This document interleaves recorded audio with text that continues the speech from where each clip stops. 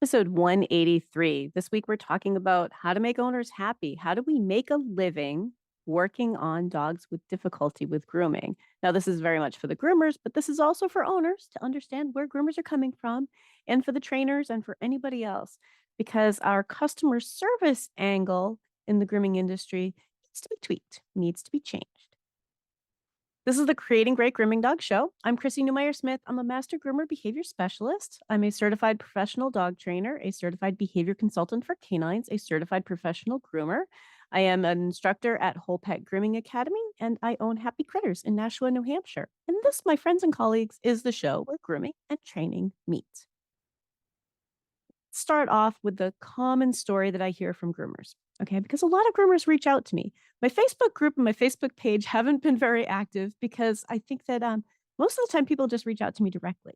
And that's awesome. That's great. Guys, if you feel like we're friends, we are. So just go ahead and reach out and I will contact you. But what happens is, this is when I hear a lot, is he was so bad that by the end, he was being really aggressive. What should I do next time? How do I work on a dog like that? Now, my question is, did you complete the groom? And they're like, well, yes, but by the end, he was really getting so much worse.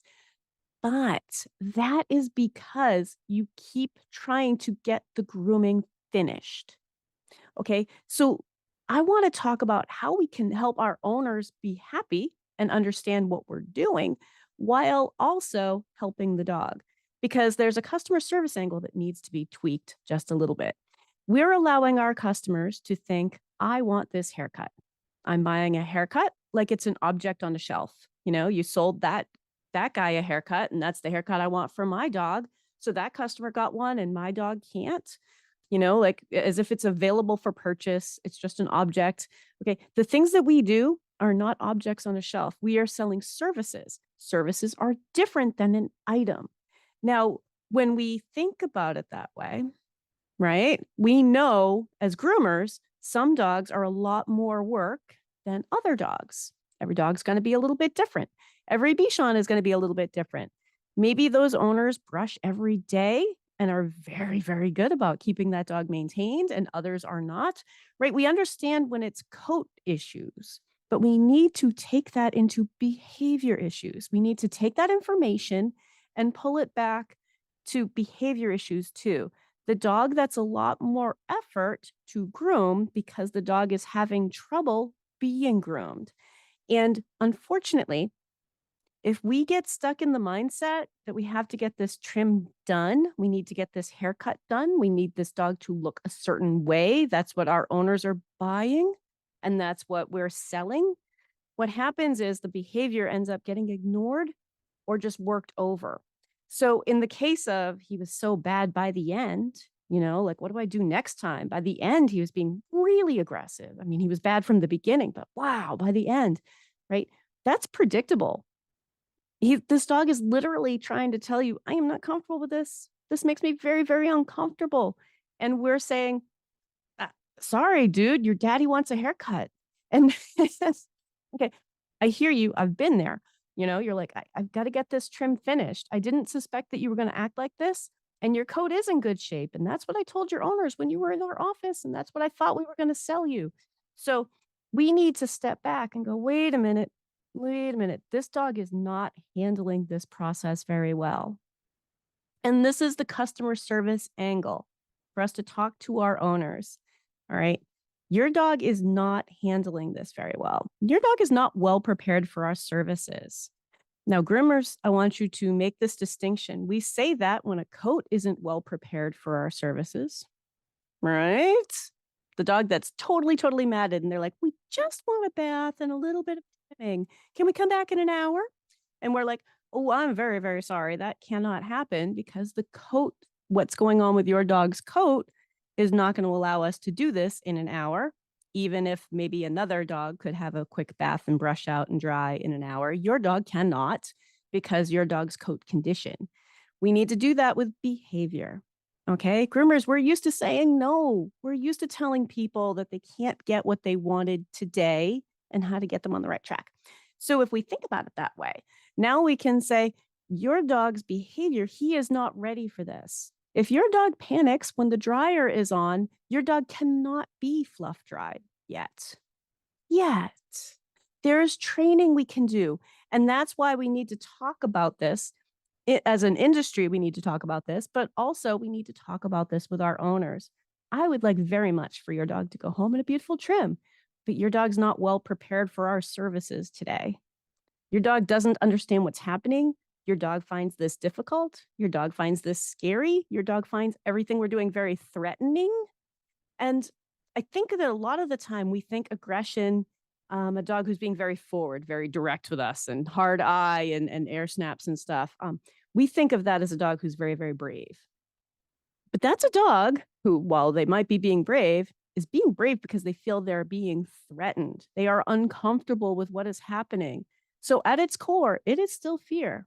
We need to teach these dogs to trust us and to feel comfortable so that we can continue to work with them throughout their whole life. So if we talk to our owners saying, your dog is finding this really difficult, have you done anything at home to prepare him? Have you worked on anything? Let's talk about what's happening at home or how are things going at home. And I'm going to say here, non-groomers don't understand what groomers do. Everybody in the world thinks they know what groomers do. But if you're not a groomer, you probably have some gaps in your knowledge, even if you have groomed your own dogs for years, right? 5 dogs in your lifetime, right? You have gaps in your knowledge. But the same is true for dog trainers. Non-dog trainers have no idea what dog trainers do.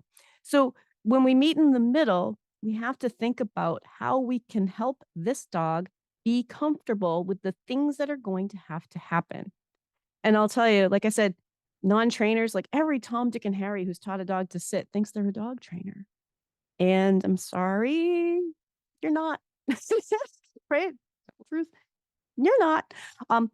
But the thing is that trainers, if they don't know what a dog needs to know how to do, right? They might be preparing them for things that really don't apply to the grooming setting. And so groomers get frustrated with trainers. Now, trainers are thinking, well, if the groomer's just going to force this dog through the whole grooming, then this dog is going to get worse because, yes, that's often what happens. It is. But they don't know that groomers are trying to get a trim done because groomers feel pressured to sell haircuts and pretty looking dog grooming. And I need groomers to think about that for a minute. Like, okay, wait a minute.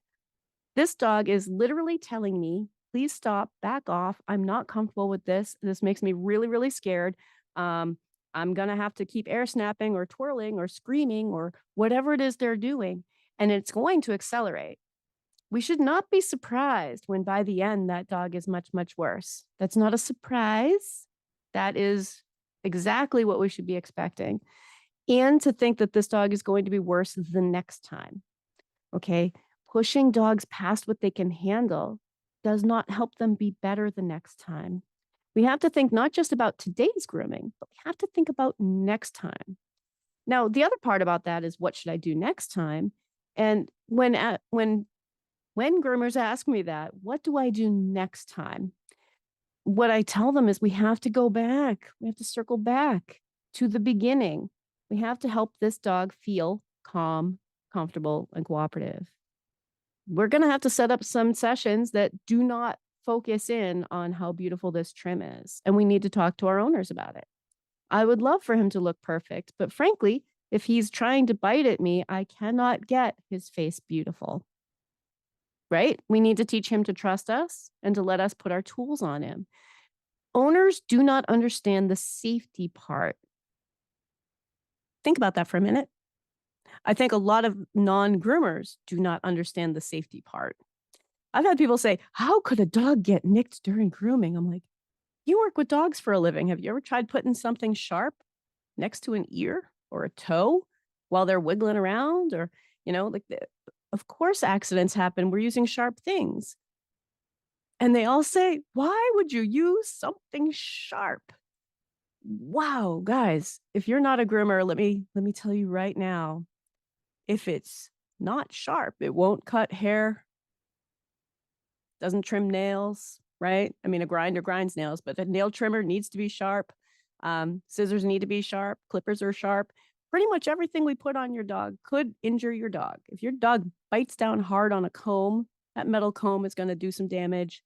Bites down hard on a brush, yep, they can rip their tongue open, right? There are a lot of ways that a dog who is not handling this well can hurt themselves. And as groomers, we need to remember that there's a safety portion to this. For us to tell owners, I want your dog to get a beautiful trim. Oh, I love beautiful trims. But your dog is not well prepared for that. And we need to help them prepare for that. We need to help them trust us and use our tools in the way that will help them have a beautiful trim if that's what that dog needs. But even the regular bath and brush out, a lot of our dogs, if you think about like the labs, okay, as an example, labs don't get a whole lot of trimming, but they get a lot of de-shedding. And so much of that is done with our high velocity dryer, which is noisy. A lot of dogs have some issues with the high velocity dryer. There's a learning curve before they feel comfortable with letting us de-shed them with a big dryer. So there are lots of things that dogs need better preparing to be able to do. So if we get away from this idea that we're selling a haircut, if you think you're selling a haircut, please send one to me. I would like to have 2 border collies groomed. You can ship that to Nashua, New Hampshire. I will give you my information if you can ship it. We'll talk, right? That's the difference between a service and an item. And we need to help our owners understand that. Like, this isn't a catalog sale where they can like point and say, that's the haircut I want. And I want this style head and this style tail on this dog. No matter what, this is exactly what I'm going to get. We as groomers know that it's more complicated than that, but people who are not groomers do not know. We need to really spell it out. If you're enjoying this show, please remember to follow or subscribe, tell all your grooming friends, and reach out and let me know. I would love to get some reviews. Hey, if you don't ask, they won't do it. I would love some reviews. Make them 5 stars, if you will. Thank you. So how do we talk to our owners about this issue? So really, I want you to think about every owner is going to be a little bit different. And when we talk to an owner, that's our opportunity to say, hey, before we book anything, I want to talk to you about safety.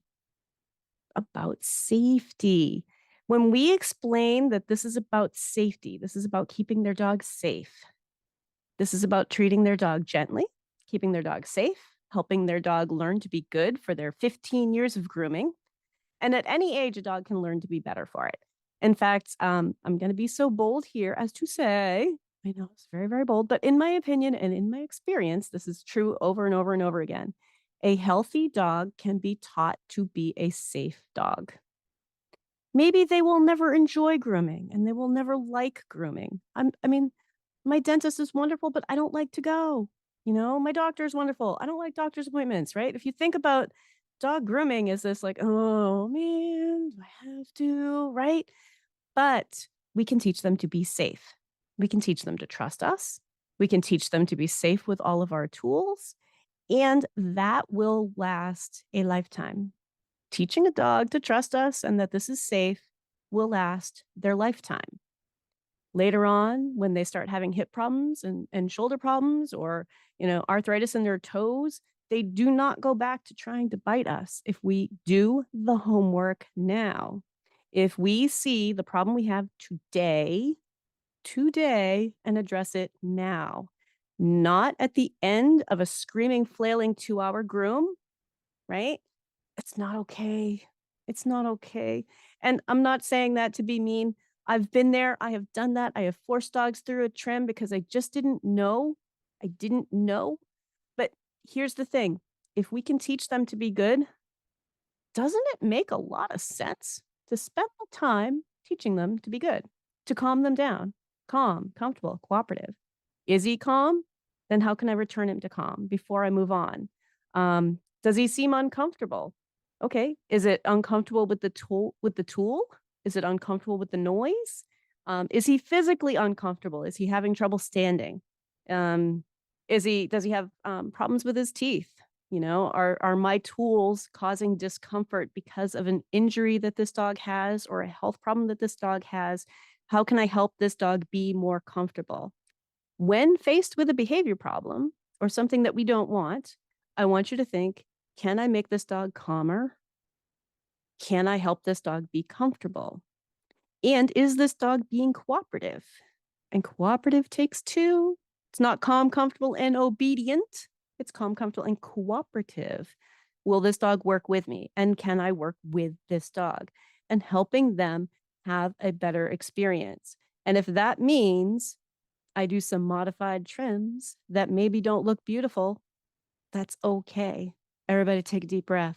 What? But my trims need to be gorgeous. Somebody's going to call. Someone's going to get upset, or their neighbors are going to see the dog, or a dog's going to leave my shop and he's going to be a little bit lopsided. Or take a deep breath. Take a deep breath. That dog isn't well prepared for our services. That dog is very likely to get hurt, right? Behavior problems are when dogs get hurt, people get hurt, and equipment gets broken.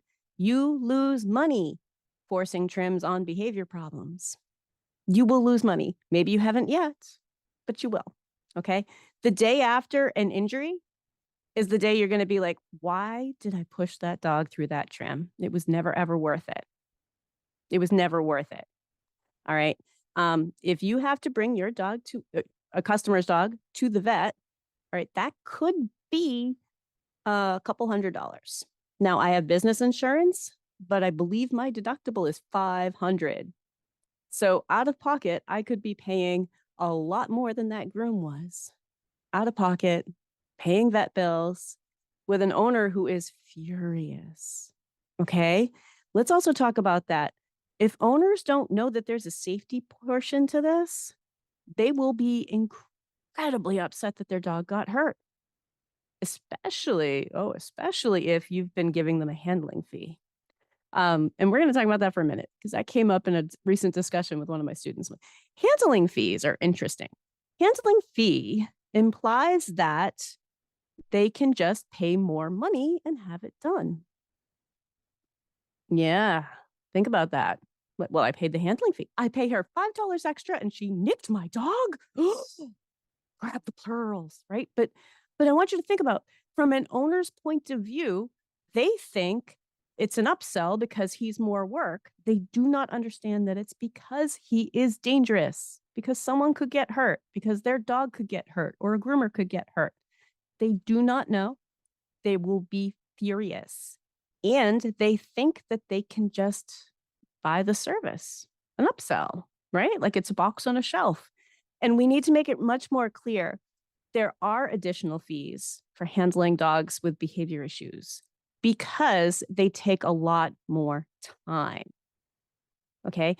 If you label it a handling fee, there are plenty of people, and we all know them, who already have like the check written out.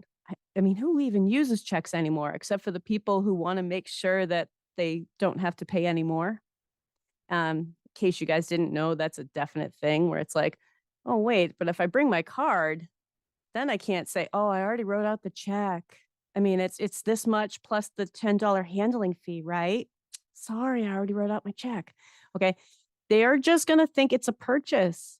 They will not understand that the training problem is real, that their dog is having trouble, their dog could get hurt, or that there's a solution set. So basically, what happens is you end up with a dog that is bad like this and has trouble with this for their entire life. Owner's not working on it. Don't care. Mm-mm. And then what happens? Now let's play this out too. We've all heard it. Then what happens? He's just getting so bad that I can't do it anymore. I think it's time to bring him to the vet for sedation grooming, right? Or bring him to a vet groomer. Guys, I want to tell you, there is no veterinarian on the planet who is going to sedate that dog as if for surgery every 4 to 6 weeks for their regular grooming. That behavior problem needs to be worked on. That's not the way it works. It's going to go, oh, well, we have this magical way of doing it. Okay. This problem needs to be worked on. So if we talk to our owners and say, this is a problem that needs to be worked on, and forcing your dog through is not going to solve it. Putting beautiful haircuts on dogs who are thrashing and screaming and biting and air snapping is never going to solve the behavior issue. Take that in. That's one of the very few always and nevers. Okay. Have you ever seen a dog who decided at the end, oh, well, that was bad. Everything's going to be fine. Okay. And I know. I sound a little cheeky when I say it that way, but think about it. How often do we have a dog who looks like he's just like, well, that's bad. Thanks.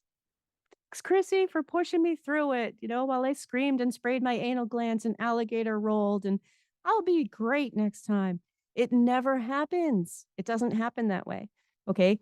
Um, if you had an owner who every time they touched their dog's face, the dog tried to bite at them and they did it a lot and they kept doing it all the time, what would we tell them? What would we tell them? We tell them, stop teasing your dog. You need to do some training. He needs to be comfortable with you touching his face. Yet, when he goes to the groomer, they're expecting us to magically be able to take care of that, right? A lot of these dogs have trouble outside of grooming. There are times when we need to talk to trainers. So send your trainer friends to this podcast. Absolutely. Send your owners to this podcast. Everything I say on this podcast is for owners, for trainers, for other pet professionals. I'm trying to be open-minded about everybody's opinions, right? But I'll tell you what, as somebody who works with a lot of behavior cases and people come to me from their behavior cases, here's another fact that I think a lot of groomers don't think about. A lot of owners really feel lied to if you never told them their dog had problems until that day when you're like, we just can't get it done anymore. Tell them. A lot of them are like, wait, has this been going on all along? Oh yeah, he's always been bad for this, but now we can't get it done anymore. And they're like, what happened? Why didn't you ever tell me? Why didn't you ever tell me? And it's something I hear a lot of. Okay. We need to feel more comfortable talking to owners about, your dog's not having a good time. Your dog is finding this frightening. Your dog is finding this uncomfortable. We need to get down to the bottom of this and help teach him to be good for grooming. And I know I'm wrapping this up now. It's been in my 20 minutes, but if you go to creatinggreatgroomingdogs.com, on the blog, there's a blog on there too. I have the safety policy written out. You can use that if you'd like. You can change it up. It's not a contract, but it is a way to explain to owners that behavior problems are safety problems and that this is how I do business. This is how I handle behavior problems when they come up and how you will be charged. Because in fairness, whether the trim gets finished or not, I will be paid for my time. We're not here to lose money working on dogs with behavior problems.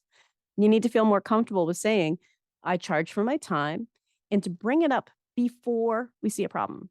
Bring it up before the problem comes up. Or if you've had a dog for a long time that has always had problems, that's harder. But you can say, you know what? I just learned something new and I really want to try this with your dog because he's not getting better. Things we've tried already have not helped this dog get better, and we need to help him get better. Because I saw a video of a dog who died during a nail trim, right? Go ahead and cite that video. Have you guys all seen the video? But there's a dog that video online of a dog dying during a nail trim because he was muzzled and they thought he was just flailing around because of his feet and he choked out. Things happen. Things happen. So we can talk to our owners and say, this is the way I do business. This is what I'm going to do. I am not going to force your dog through that trim. We can say no, just like we don't put haircuts over mats. We need to stop putting grooming over behavior problems because we can fix behavior problems. We sure can. So if you enjoyed the show, please remember, subscribe, follow. If you want more information, you can find more information about me at creatinggreatgroomingdogs.com. I'm also teaching the Master Groomer Behavior Specialist program at Whole Pet Grooming Academy. That's wholepetnh.com. And if you want to know more about Master Groomer Behavior Specialists, mastergroomerbehaviorspecialist.com. And come find me if you are interested in learning more about my classes.